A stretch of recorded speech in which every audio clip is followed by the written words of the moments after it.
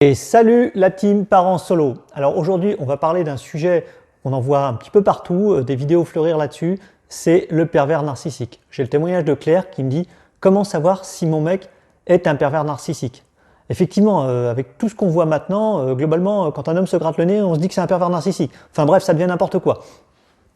Donc l'idée, ici, ça va être de se donner une définition. Premièrement, qu'est-ce que c'est un pervers narcissique ? Un pervers narcissique, c'est une personne qui a atteinte d'un trouble de la personnalité. Ce trouble de la personnalité, il se voit parce qu'il va se valoriser en rabaissant les autres. En moyenne, ce trouble de la personnalité, ça touche 6% de la population. Donc ces 6% de la population vont se croire supérieurs à travers ce trouble. Souvent, les pervers narcissiques ont été victimes de problèmes dans leur enfance. Et ils ont un manque de confiance en eux. Ce manque de confiance en eux, ils essayent de le masquer, et c'est ce qui va se créer donc ce phénomène. Donc comment on va détecter un pervers narcissique? On va avoir trois grandes catégories.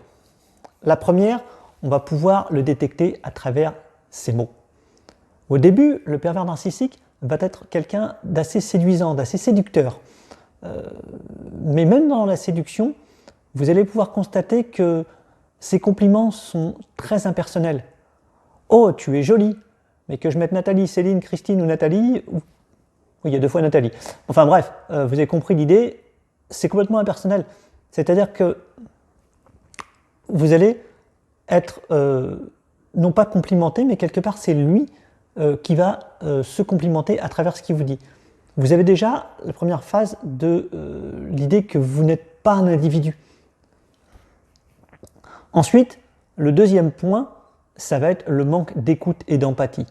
Alors, très concrètement, le pervers narcissique manque énormément d'empathie. Il ne va jamais compatir aux problèmes des autres et il va toujours ramener la conversation à lui-même. Parfois en exagérant plusieurs fois, c'est-à-dire qu'en racontant la même histoire, son histoire va grossir au fur et à mesure. Ce qu'il faut bien comprendre, c'est que pour le pervers narcissique, c'est un menteur né, mais il ne le sait pas. Il croit à sa propre réalité. C'est ce qui le rend extrêmement dangereux. On le voit aussi à travers les personnes qui ne le suivent pas.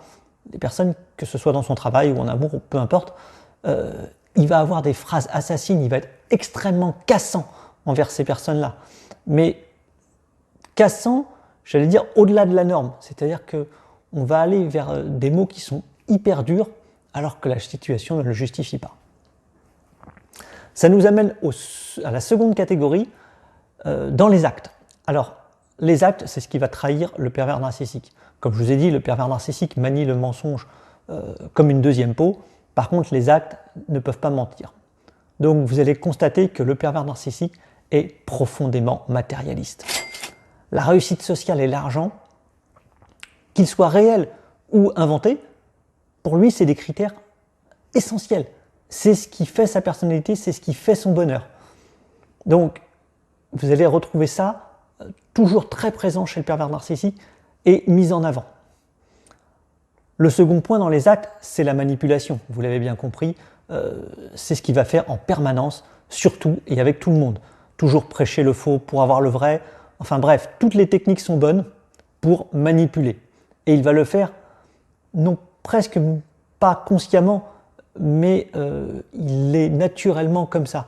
C'est sa façon de demander les choses, sa façon d'obtenir les choses. On en revient au point suivant qui est évidemment l'expression de cette domination. Il va aller vers des choses qui sont complètement hors normes dans les actes. J'allais dire crier sur un enfant, même aller humilier un enfant ou aller avoir recours à la violence physique. C'est des limites qui ne font pas peur au pervers narcissique. Donc là encore, ça doit être pour nous un signal d'alarme où on n'est plus dans une norme. On a un comportement ici qui est complètement hors norme. Là, ça doit nous mettre absolument la puce à l'oreille. Enfin, le dernier point, c'est dans ce qui va nous faire ressentir le pervers narcissique. Quand on est sous son emprise, on est souvent sous le charme. Donc, on ne va pas se méfier on va faire confiance à nos sentiments et on va endormir, donc notre vigilance va être endormie par nos sentiments et on ne va plus utiliser notre cerveau pour remettre les faits dans l'ordre. On va se retrouver avec un certain nombre de doutes et de culpabilisation. Le pervers narcissique va en permanence vous culpabiliser pour vous montrer que vous n'êtes pas assez bien pour lui, que vous n'êtes rien sans lui. Vous allez même avoir une sensation d'étouffement. Alors, ce n'est pas un étouffement réel, hein, pas quand il vous serre le cou, bien entendu, mais quand il va être présent dans la pièce, vous allez vous sentir comme si vous aviez moins d'air. Ça aussi, c'est un signe, pas précurseur malheureusement, qui arrive déjà tard dans la relation, mais quand vous voyez ce signe-là, quand vous le ressentez, il est absolument temps de faire quelque chose.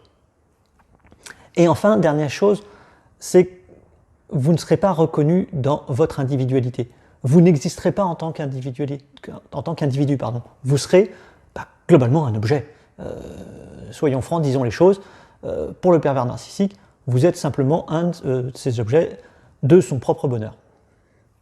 Donc voilà, vous l'avez compris, le pervers narcissique est particulièrement manipulateur et c'est très difficile de sortir de ses griffes. Premièrement parce qu'il faut se rendre compte qu'on est dans ses griffes. Évidemment, quand vous allez vouloir en sortir, il va mettre une énergie redoutable parce qu'il ne veut absolument pas perdre sa proie. Donc, si vous voulez engager une procédure de séparation, de divorce, ça va être quelque chose de compliqué où il va falloir mettre en place un certain nombre de mesures de contre-manipulation. Si ce sujet vous intéresse, n'hésitez pas à le dire en commentaire. Je ferai une vidéo dédiée sur comment sortir de l'emprise d'un pervers narcissique. Voilà, en tout cas, si cette vidéo vous a plu, si vous avez appris des choses, si le contenu de la chaîne vous plaît, n'hésitez pas évidemment à vous abonner, à liker la vidéo. Ça fait toujours plaisir, ça fait des encouragements. Et je vous retrouve la semaine prochaine pour une nouvelle vidéo. Salut, salut!